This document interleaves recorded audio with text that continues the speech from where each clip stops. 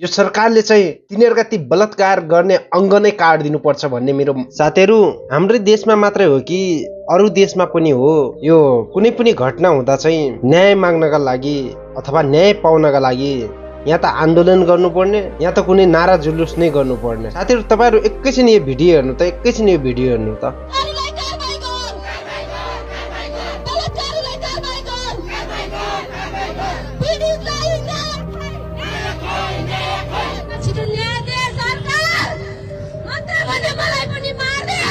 तिनीहरूलाई निकालेर ल्याए म एकचोटि घाँटी थिचेर तिनीहरूलाई मारिदिन्छु। जबसम्म मेरो छोरीले न्याय पाउँदैन तबसम्म म यो छैन।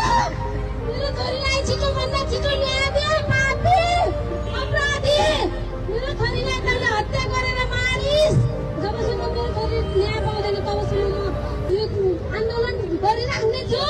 साथीहरू हेर्नुभयो भिडियो? साथीहरू यो भिडियो हो सुर्खेत जिल्लाको जुन दुई दिन अगाडि इनिसा बिक जुन 17 वर्षकी बालिका माथि 3 जना राक्षसहरूले चाहिँ बलात्कार गरेर हत्या गर्यो है। उहाँको आमाले चाहिँ आफ्नो छोरीको न्यायका लागि चाहिँ सुर्खेतको जिल्ला प्रशासन कार्यालय अगाडि चाहिँ यसरी दिन रात चिच्याइरहेकी छिन् अथवा न्याय माग्नका लागि दिन रात कराइरहेकी छिन्। साथीहरू तपाईँ हामीलाई अचम्म लाग्दैन र भने यस्ता विगतमा पनि धेरै घटनाहरू घटेका छन् साथीहरू, र ती घटनाहरूले सजिलै न्याय पाउन सकेको छैन। त्यस्तै यो घटना पनि त्यस्तै भएको छ साथीहरू। अहिले उहाँ निशा बिककी आमाले चाहिँ जिल्ला प्रशासन अगाडि धरना बसेर रुई कराई चिच्चाइ गरेर चाहिँ न्याय मागिरहेको छ।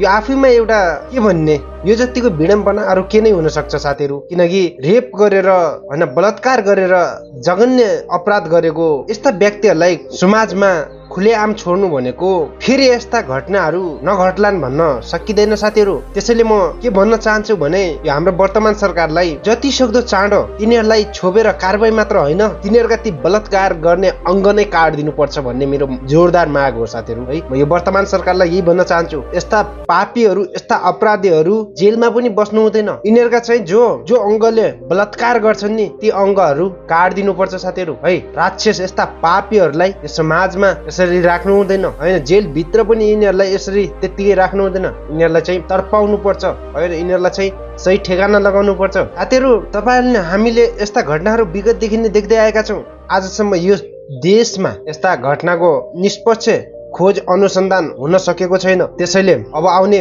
भविष्यको सरकारलाई पनि म यही भन्न चाहन्छु, यस्ता कुख्यात अपराधीहरूलाई चाहिँ हामीले सजिलै राख्नु हुँदैन, सजिलै छोड्नु हुँदैन। यस्ताका चाहिँ जुन अङ्गले बलात्कार गरेको छ त्यही अङ्ग काटेर फ्याँकिदिनु पर्छ भन्ने मेरो माग हो है, मेरो अनुरोध हो। यस्तालाई त्यत्तिकै सुखमय बाँच्न दिनु हुँदैन होइन। यिनीहरूले बाँच्ने अधिकार पनि छैन है। एक होइन, दुई होइन, तीन जना लागेर बलात्कार गरेर हत्या गरेका छन्। यस्तालाई यो समाजमा यो देशमा यो मुलुकमा बाँच्ने कुनै पनि अधिकार छैन है। यिनीहरूलाई चाहिँ ठेगाना लगाउनै पर्छ भन्दै आजको लागि बिदा हुन्छु। जय देश जय रविदास।